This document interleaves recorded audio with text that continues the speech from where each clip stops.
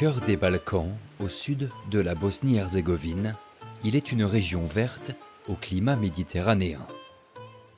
Un terroir idéal pour la culture de la vigne. À moins de 10 km de la frontière croate, les 3,5 hectares de coteaux en terrasse du vignoble Škegro sont parfaitement exposés.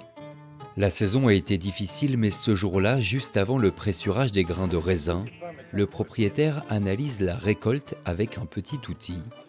Il permet de connaître la densité du jus grâce au passage de la lumière.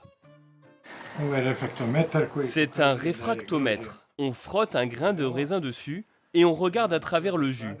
Cela permet de voir la densité et le sucre dans le vin. Là, on est bon.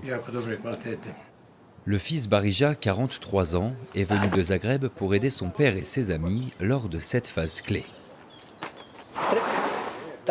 Papa, il faut bien 2 tonnes de raisin pour un seul pressage. Soit une centaine de paniers. Autour d'eux, quelques hommes s'affairent à décharger les fruits et à les vider dans le pressoir. C'est un moment important car le raisin et son jus sont fragiles. Il faut traiter le mou rapidement pour éviter sa détérioration. C'est très important de le faire pour éviter l'oxydation du jus, ce qui provoque une détérioration rapide et fait perdre en qualité, ce qui est irréversible.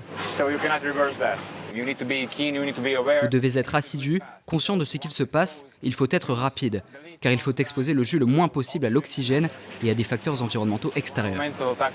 Ivan est le seul employé de ce vignoble qui produit 300 000 hectolitres de vin chaque année, un petit producteur comme nombre de maisons dans la région. Créée dans les années 2000, cette entreprise est encore assez artisanale, mais surtout familiale. Ça fait vraiment plaisir de partager en famille cet amour, cette passion pour le vin, pour notre terroir, pour ces terres où je suis né.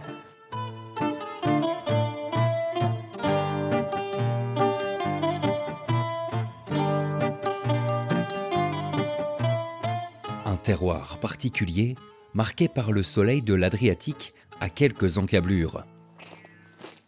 Ici, pas de Cabernet ou de Merlot, mais des cépages endémiques méconnus pour des vins de caractère. Dans notre vignoble, nous n'avons que des cépages indigènes. Jilavka en vin blanc et Blatchina et Terniak pour les rouges. Ils poussent dans la région depuis des milliers d'années. Le Blatchina est très complexe, délicat, avec des tanins légers, élégants. Le Terniak est une plante mâle, robuste, ample et corsée. Le Jilavka est aussi complexe et on peut le travailler différemment. Blatina, Jilavka, Terniak, des plantes adaptées aux conditions propices mais difficiles. 300 jours de soleil par an et l'été, plus de 40 degrés sans ombre et très peu de pluie. Une météo qui se ressent dans le goût de cette grappe de raisin. Je pense qu'il est sucré, donc la maturité est bonne. Nous allons bientôt devoir vendanger cette partie. Et le pépin est marron, ce qui est indicateur d'une bonne acidité. Sur les hauteurs du vignoble, c'est ici que cet entrepreneur passionné et sa famille ont fait naître leur dernier projet un peu fou. Planter des centaines de pieds de vigne pour tenter de réaliser un vin d'exception sur un sol calcaire et argileux. Mais avant de le boire, il a fallu se retrousser les manches sur ce plateau d'1,5 hectare. Avant, ici, il y avait du bois et des grosses pierres partout. On a dû piler les pierres et c'est très dur à cultiver. Mais l'avantage de ce travail difficile, c'est qu'on a un drainage naturel, donc l'eau ne stagne pas. Elle s'infiltre à travers le sol et c'est bon pour notre cépage. Oui, je pense qu'il faut être un peu fou pour faire du bon vin. C'est excitant et marrant. Barija a passé son enfance à jouer sur ces hauteurs. Ce nouveau projet, c'est aussi l'occasion pour lui de rendre hommage à un héritage ancestral.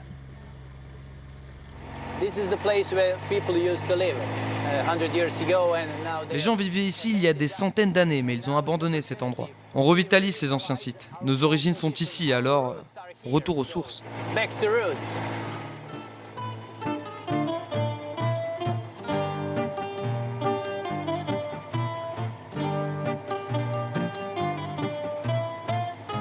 La région de l'Herzégovine rassemble de nombreux atouts pour la culture de la vigne, des cépages endémiques et un terroir particulier donc, mais aussi un réseau hydrologique complexe et dense. Ici, le sol ne boit pas l'eau, elle s'infiltre, se gorge de nutriments et crée nombre de rivières, notamment souterraines, comme celle qui modèle la grotte de Vjetrenica depuis des millions d'années, à 600 mètres sous le sol. C'est très dur pour la pluie de passer à travers le sol car il est principalement composé de roches. L'eau doit donc trouver un passage pour s'infiltrer. Quand il pleut, la pluie s'écoule à travers le sol au-dessus de nous, les infiltrations se regroupent et irriguent le sous-sol, ce qui est très bon pour les plantes. La dernière fois qu'il a plu ici, c'était il y a environ 2 semaines. Mais nous n'avons toujours pas vu de différence dans les eaux souterraines de la grotte, car cela prend beaucoup de temps pour que l'eau arrive ici. Cette particularité a donc permis la viticulture dans la région. Depuis le XVe siècle, la vigne est cultivée aux alentours de ce monastère.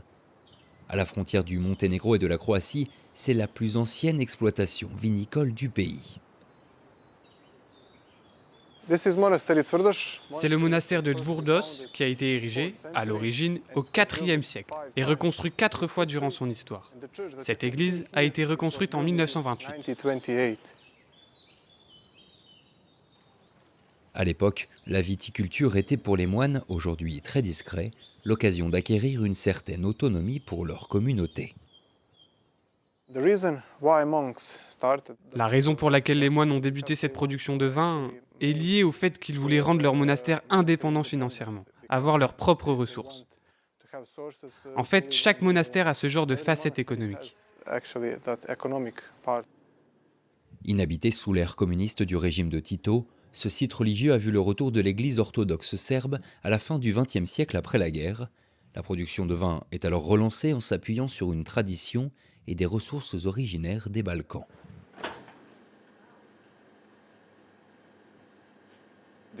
Le bois de ces tonneaux, c'est l'un des meilleurs bois pour la maturation du vin. Il vient de Slavonie, en Croatie.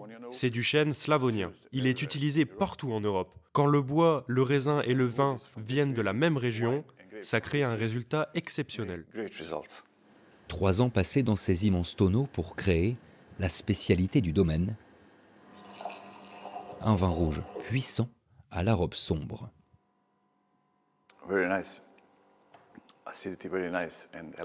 Il est très agréable.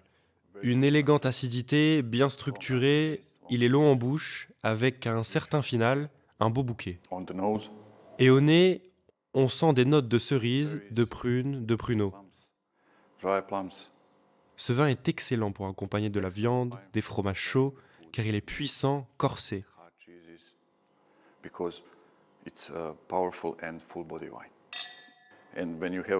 Quand vous avez du vin comme celui-là, vous pouvez être fier.